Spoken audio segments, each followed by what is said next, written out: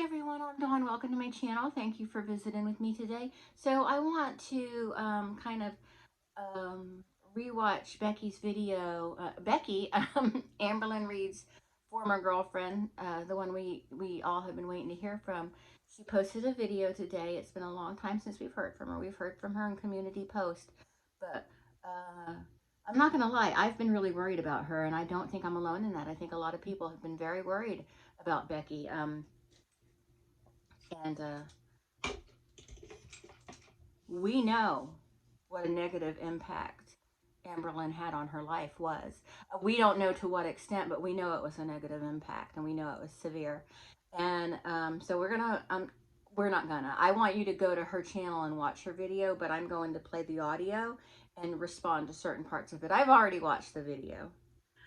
I've been gone for a while, and I was working a lot. Like, from the last time I uploaded my video, I was pulling like 16-hour shifts, 12-hour shifts, and it was like back to back. So I was so tired, I didn't have time to really do anything. That's a lot for what her job was. That's physical labor.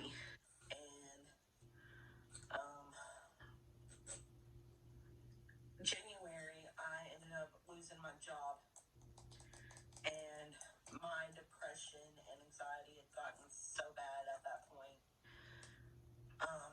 I went and spent 5 days on the 5th floor of the hospital, which is a psych ward. That stay didn't help anything at all. I can sympathize with her because I spent 5 days in a psych ward. When was this? Over a year. It was almost 2 years ago. I spent 5 days in a psych ward, and if anything, it made me worse. It wasn't helpful, and it's not helpful. They put people there to prevent them from hurting themselves and hurting others, but then they get in there and they all are hurting each other, and you've got to protect yourself. You know, it's yeah, those places are bad.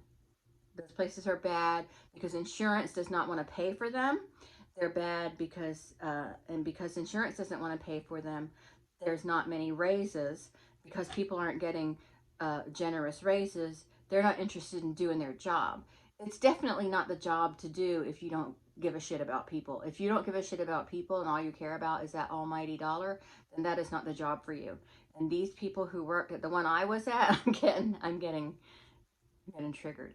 The people who worked at the one I was at did not give a shit about people, did not care about people at all, and it was a horrible, horrible environment. And if I ever have to go back, I don't know. If I ever get to that state again, they better bring me to another hospital. Not saying it would be any better, but there's a chance it could be better than the place I was at. But I'm taking it away from Becky right now. But she's right. They don't help you. They do not help you at all. It's a lot of wait around. So whenever I got out of that, I started immediately looking for another job instead of trying to focus on my mental health because I was, I had to pay bills. So I ended up getting another job, and it was the same thing. Basically, I was working 6 days a week. Never really had time to do anything. Never had time to enjoy anything. And it got so, like, it was pretty bad things that happened at that job. Like, I was getting kicked in the shins every day, grabbed by the throat. Yeah. So I really couldn't take it there anymore. So I quit there and came back to my old job, and it's still 16-hour shifts. Now, people may be wondering, well, she was fired from her old job. How could she go back? She was probably let go because of cutbacks or something, and then they probably were able to bring people back. So she was able to go back. Maybe that's what happened. Just guessing. able to take care of myself. But recently I just moved. I moved in with a roommate. He's a really good friend of mine. We work at the same place together. So yeah. Something else happened within that time too. I bought a car in November, and they told me we will send you your license plate and your tags in the mail. So I waited and waited, and I called them, and they said we haven't got to it. We're trying to get to it. Just give us some time. Yeah, I'm like, and I gave them plenty of time. How do you get to it? It's your job. You can't sell a car and then not make sure that the person is going to have what they need on their car. They haven't gotten to it. Give me a break. They should have taken care of that. Should have been the first thing they took care of when she bought the car. Well, my temp tags ran out, and I got pulled over, and I was given a citation and a court date. So I was told if I paid the citation off, I wouldn't have to go to court. I went to pay the citation off, and the officer put an entirely different car on the citation. He put a 2019 Ford Escort, and that's not what I drive. And I had to call him back, and he said, I'll get it fixed. Don't worry about it. Well, I took that as he was going to fix it all, wouldn't have to court or anything like that. So I didn't go to court. Well, I ended up backing into my coworker at work, and we had to call the cops. And when they came, they were like, you have a bench warrant. So they had to take me in, get me fingerprinted, scary and stressful. My dad got me out that day. Like, I didn't have to go sit in a cell or anything. My dad was there before I got there, actually. So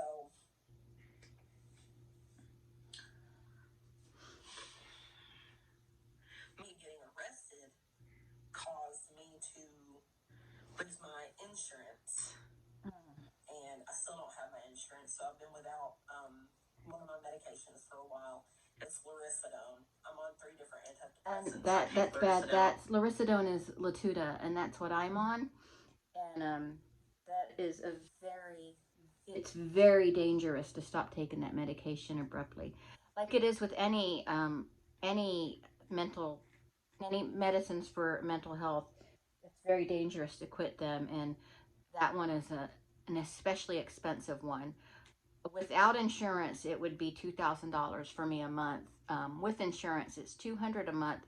But if you're using insurance, you can go to the website and get their discount card and use that, and then you get it for anywhere from $0 to $15 a month. I pay $10 a month for it, and but you have to have insurance. It has to be covered by insurance in order for you to be able to use that discount card. It's so messed up. Now the lorazepam is, I guess, the generic. I wasn't aware that they came out with a generic, but well, I guess they did, because I was doing Latuda, but now they're giving me the lorazepam, and they would just change over to the generic once they had one available. But even still, I'm sure it's still very expensive, and I hate that she hasn't been taking that, because it works. It works really well, and it's so dangerous to stop that suddenly and not wean yourself off of it. That's worrisome, because if they've prescribed that to you, my psychiatrist, when she prescribed that to me, she said it's not something. She said we prescribe it a lot because it's so needed, and she said if you're on it, the provider is serious about you being on it. Sertraline and mirtazapine, and not that they're not serious about you being on any other medication, but you know what I mean. Sertraline and mirtazapine Zoloft and Remeron. I can't remember what the Lucidone is generic for. So my anxiety and depression has been like out of control lately. And it's like, you know, I expect almost nothing but bad things to happen. And I think that's why my anxiety is so high, because it seems that I always get the crappy end of the deal. So, but I've just been insanely depressed. This is all, I feel like this is residual feelings from the Amberlynn era. I feel like, no, we can't blame Amberlynn for everything, but still that negative energy that's following her around, following Becky around, is, I believe, directly linked to the negative, toxic impact Amberlynn brought into her life, the absolute chaos that she brought into her life. These last few months have been just nothing but struggle after struggle after struggle. And see, Becky needs something to be happy about, to look forward to. She needs to know that she deserved better than Amberlynn. You know what I mean? And she has to know that she is better than Amberlynn will ever be. You know, she has to know that she, you know how Amberlynn's like, I know what I deserve. Do you? Do you, Amberlynn? Do you know what you deserve? Because look what you did to this woman. Look what you did to Becky. And again, I know people are going to be like, we can't blame Amberlynn for what's going on with Becky now. Yes, the hell we can. Yes, the hell we can, because no, we can't blame her for like the incident with the car and all that, but we can blame her for the negative wave of energy that is the negative rain cloud that is hanging over Becky's head. We can blame Amberlynn for that, because there is something to be said about negative versus positive energy. I'm just saying. It's about all I expect anymore. It's just a struggle. And trying to get my brain in the right mode. This sounds serious to me. Simply exists. Sometimes it's just an absolute struggle.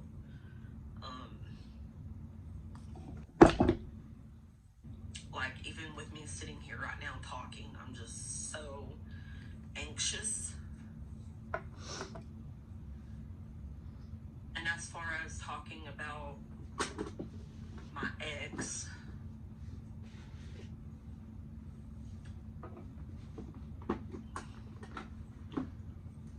I don't know if I can date ever again, because I've just got so much trauma and PTSD, and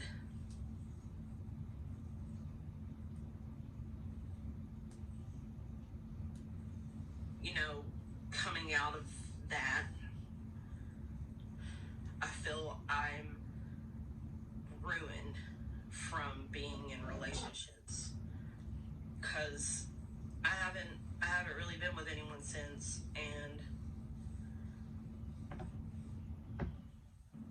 And she should never whenever feel like I would that. try to talk to people just to see where it would go, if it would be, you know, friends or anything more than that, I would slowly stop talking to them. And I feel awful for doing it, but I'm terrified. I'm so scared that I'm not enough, and what I bring to the table isn't what anyone would want. A perfect morning. Oh, what did I just do? Did I just totally turn her video off? Calls for the perfect pairing. New Jimmy Dean. I know I did not just... Okay, well... I'm sorry. I'm not close with my dad.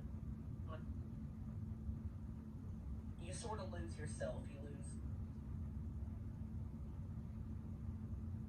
But I mean, I just feel like I gave everything.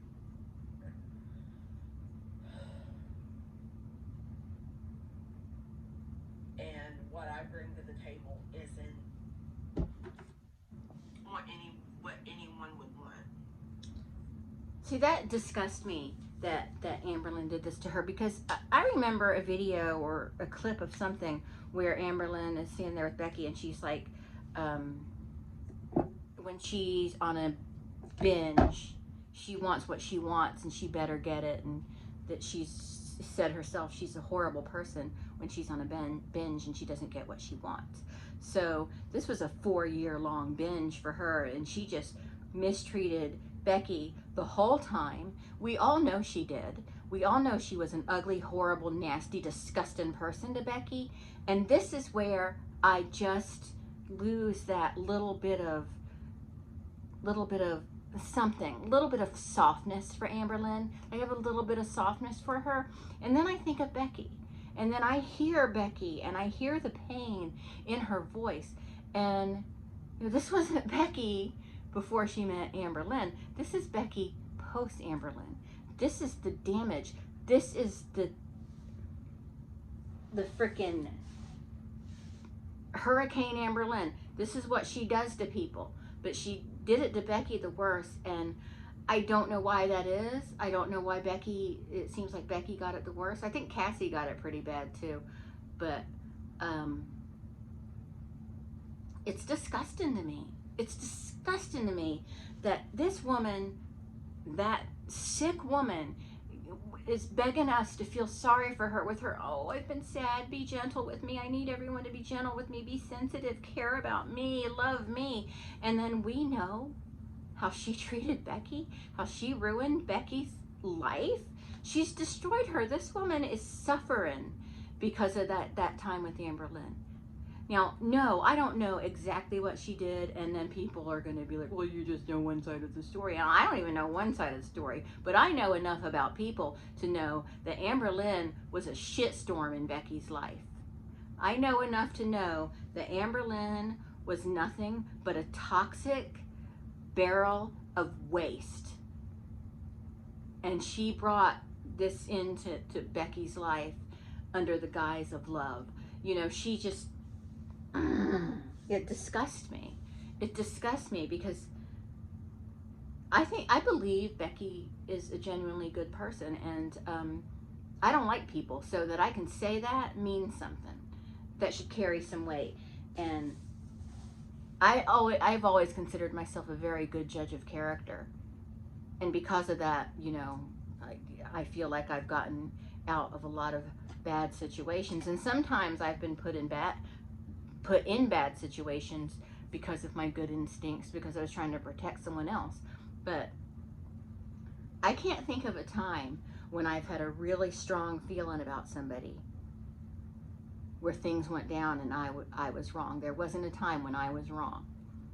I've been right when I know people, and I'm proud of that.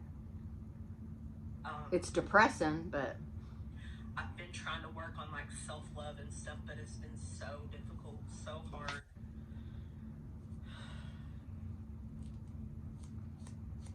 And then it's, you know, looking at the world, and the world is going to crap, and it doesn't seem like anything is getting better.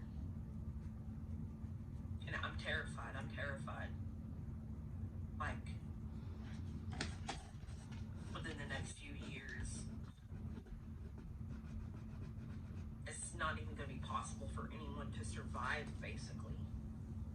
I think a lot of people are feeling that now. But Not to at all minimize what Becky is feeling, but I think that's a lot of people's feeling right now. Sometimes when I get really down, when I'm grocery shopping and I go to buy salad dressing, a little bottle of salad dressing is $5, and like the cheapest brand. I'm like, what? And when I go to buy butter and it's $7 for 4 sticks of butter, you know, it does build up on you. It does get depressing. And when people are looking at their rates change and insurance and stuff, it's just, what is going on? Why can't I understand prices go up. I understand that, but it just seems like prices are going up a lot faster now to where people can't keep up with it. And I almost feel like, well, no, I absolutely feel like it's intentional. The powers that be know what they're doing. They want to keep us down. They want to keep us down. They want us feeling hopeless and like we can't make it. That's what they want. They want us to feel hopeless. They want us to feel weak. They want us to feel needy because if we're weak, they want us strong enough to fight for them, but too weak to fight back against them. But now I'm going on to a whole other thing, but I'm just saying, Becky's right though. It's scary out there. It is scary out there. I just feel like I gave everything that I had, and I don't have anything else to give anymore. Shush it. Because, when you're taking care of someone 24/7, you sort of lose yourself. You lose. Yeah. So she had to take care of Amberlynn. And come on, we all know. Don't try to say. Don't try to defend Amberlynn. We all know that 24/7 she was taking care of Amberlynn's fat, lazy, worthless ass. I know that's a terrible thing to say. Oh, Dawn, you shouldn't say such a terrible thing about Amberlynn. That's so mean. Well, it's time somebody be fucking mean to her because she has been babied on YouTube the whole time she's been here. Now she was saying, "No, people have been treating me meanly and stuff." But you have made $10,000, $12,000, $15,000 a month to be a shitty person, to be nothing but a pile of shit. And she wants to act like she's such a victim now. She's a victimizer. She's manipulative, she's a liar. She can't keep her lies straight. She doesn't have the high IQ she claims she has. What else? Manipulator, liar, she's sneaky, she's a snake. She's just sorry. I'm sorry. I've tried to give her the benefit of the doubt several times in the past, saying, well, personal relationships, we can't really get involved with those. But if you're a shitty person over and over and over and over again, you're just a shitty person. Bits and pieces of yourself trying to give to everyone else.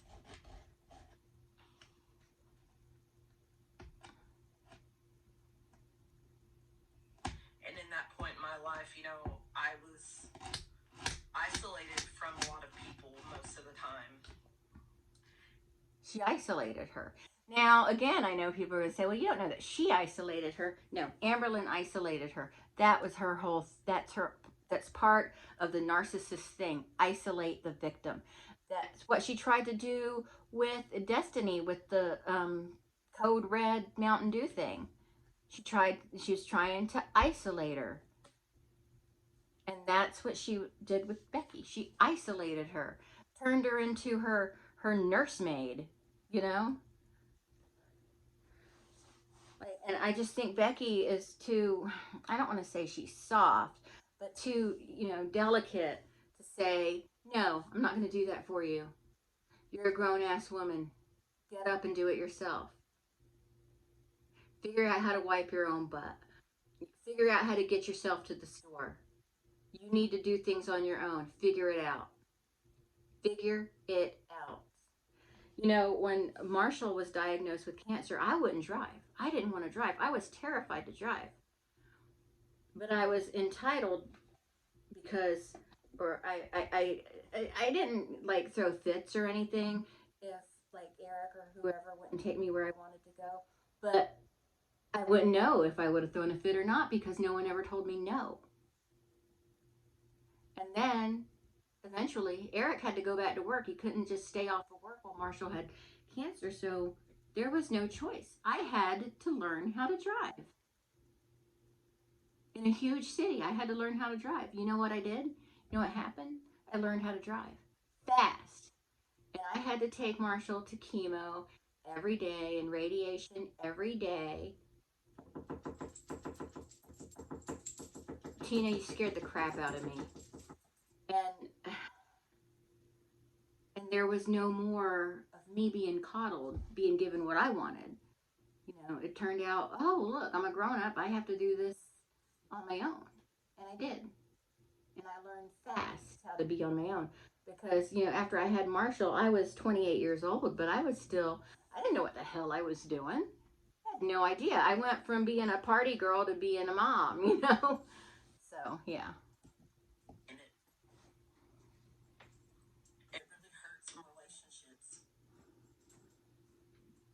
I have regrets with my mom that I'm never going to be able to fix, and it kills me. But I've been pulling away from everybody. My sisters, my friends. I mean, things were hard before between me and my dad, but now it's like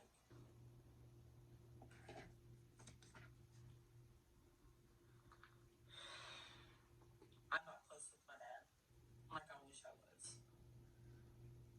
And you know, he don't know anything about me. He don't really know anything about my life, and that's the way he wants it. I just feel like if he knew who I like, if he really knew who I was, he would hate me.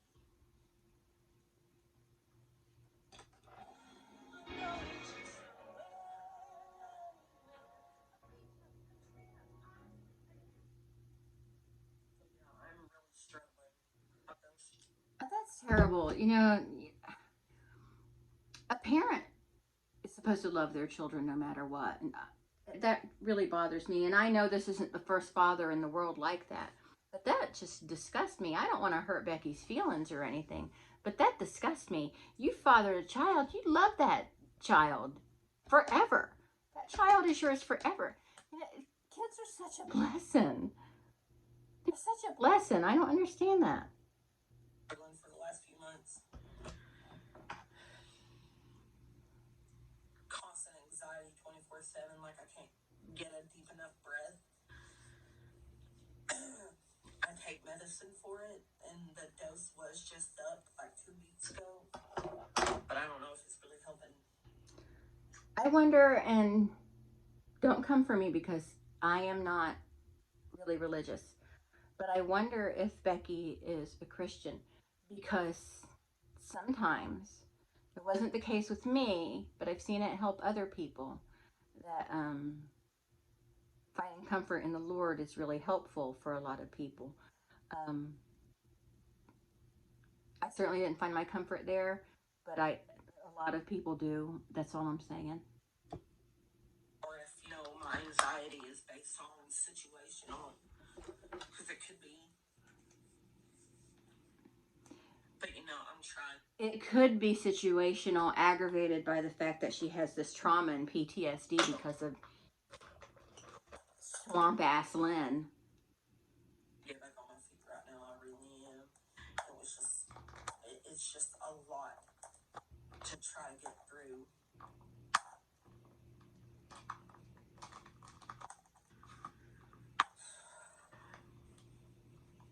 And I miss YouTube. I miss doing YouTube. I miss having fun with it. It's just so hard to find time. I think she should, I know it's hard to find time, but I think she should try to find time that might ease the financial burden a little bit for her. You know, I think it might, like if she did a live Q&A once a week or something, I think that could really relieve some of her financial burden.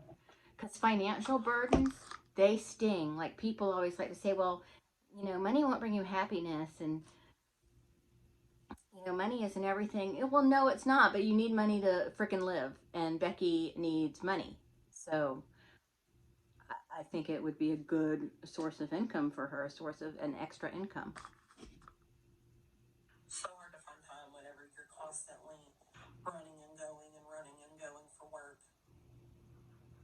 for other people, and you never really give yourself a moment's peace. We need to take up a collection and send Becky on a really good vacation. I'm really trying. I'm really trying to come back from this, and it's extremely hard.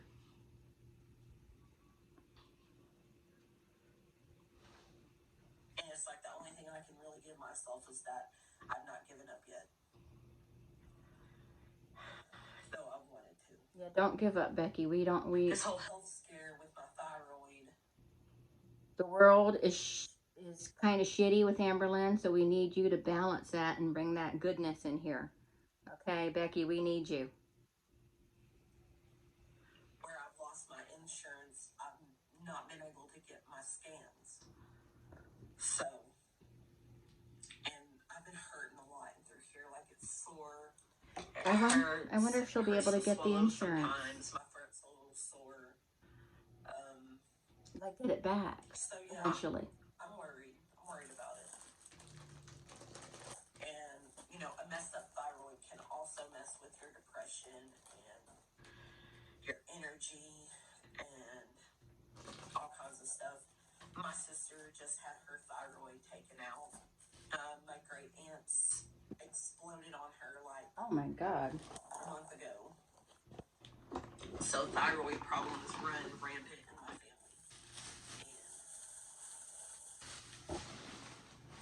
And it's like, you know, I've already went through renal failure. And I was losing a bunch of weight. She went through, when she was going through renal failure, she still had to run dipshit to Walmart and shit so she can touch everything and be like, oh, toddler hands touching everything. Well, this poor woman is suffering because you know what? If she didn't take her to Walmart, it would be worse. It would be worse. And that's why, that is another reason why I believe Cassie's story. It is. You know, she's like, you're going to take me to Walmart. I don't care if you die. I'm going to Walmart. Like Walmart is the greatest place in the world or something. I was doing so good. And I was on this medicine called Ozempic. And I was losing weight, but I wasn't eating because the thought of food made me sick and made me want to throw up. And I've known a whole bunch of other people who've been on it and it's made them sick. And after I got over it making me sick, like, yeah, my appetite was shot. I did not have an appetite, but I was losing weight on it. And it was controlling my sugar level. It was controlling my sugar level. That would have been great for her to show Amberlynn up with that. Oh, if you have a possibility of thyroid cancer, then you cannot take Ozempic. So I took off of that. My depression's been so bad lately that everyone around me can tell. I can tell just by watching her in this video.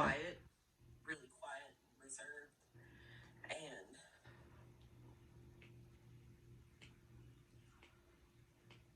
just so scared 24/7. Existing is difficult and living is scary. But you kind of have to do both. You have to. I don't want her to feel like this. There's really not much of a choice but to try to keep going when you don't have anything keeping you going forward. And my great niece was born recently, and she was only 24 weeks, and she's been struggling bad. She's been struggling. And she was born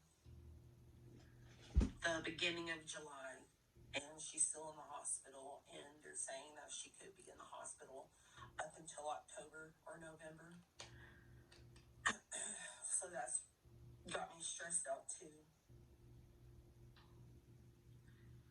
And my other sister's just really going through a lot, and I'm worried about her, and I just feel like there's not a day where Mm.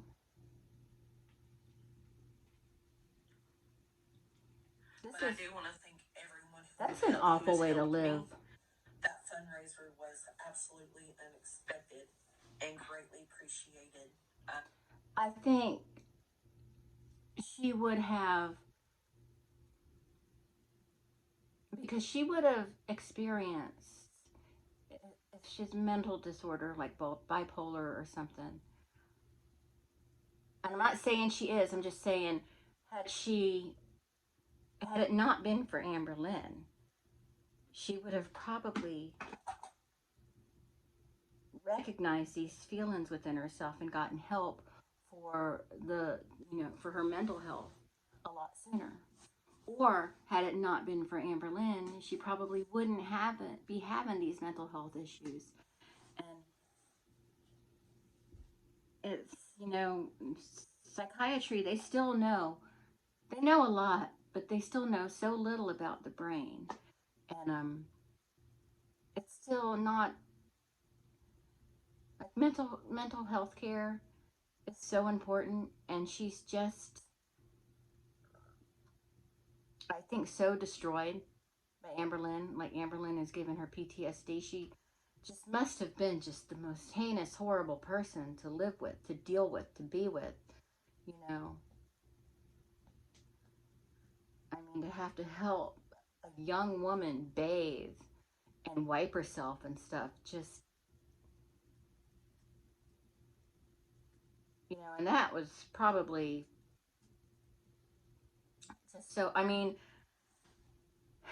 it's one thing to help someone who needs your help because they're her or they have an illness or something, and help them with that. But because Amberlynn milked anything related to the cancer. And but to have someone like Amberlynn, who is just such a toxic presence, um, to have someone like that you're caring for has to be an utter nightmare. But I'm going to stop this right here. Um, it's really sad. I hate seeing Becky like this. I'm worried about her. I'm very worried about her. Um, I'm seriously extremely worried that she's not getting her um, Latuda, because that is a critical medication.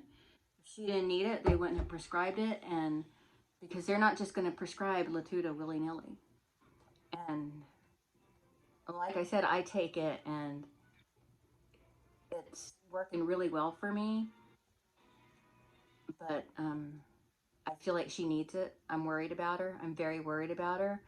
I wish I knew how to reach out to her. I'd love to find out what it cost and see if I could do something to help her. At least try to go through my resources and just find some way to help her. I wish I could. I don't know how to do that. Because Latuda is very, very expensive without insurance. It's like $2,000. I don't know how much the generic is, but it's just, she just sounds so hopeless, and I feel so bad. I just want to help her. I want to just reach out and hug her and be like, I'm going to help you. I'm going to help you. But I don't know what to do. I don't know what to do. I can't help every hurt person in the world. But like, I don't know. I kind of feel like Becky is family because, I witnessed part of her, what she went through with Amberlynn. You all have. You know what I'm talking about.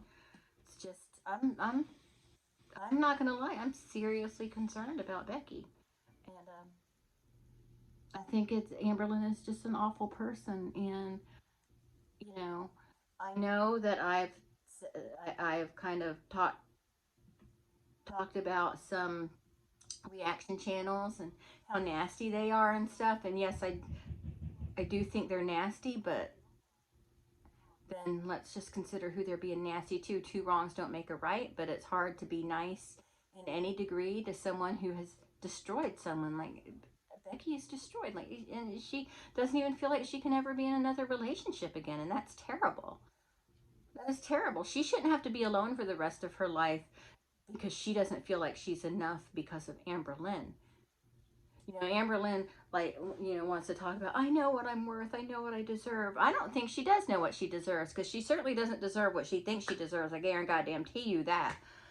So anyway, that's it. I'm gonna get out of here. I wanted to talk about another video or react to another video by someone else totally not related to Girl World, but I just don't have time. It's getting late and I have a lot I need to do still before I go to bed.